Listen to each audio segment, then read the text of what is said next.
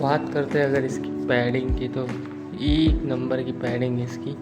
मुझे नहीं लगता ये पैडिंग कहीं और अवेलेबल होगी। बिल्कुल स्मूथ, और शुरुआत में एक दो बार पहनने में दिक्कत होगी, बाकी फिर आपके हेड के हिसाब से ये कवरेज हो जाएगी। और ये देखिए, जैसे कि देख रही है एम साइज़ है।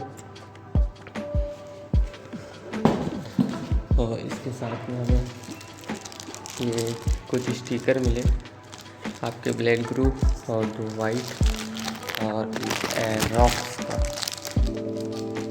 बाकी इसमें शेडो पिन है, ये इसका वाइजर है, बैक वाइजर।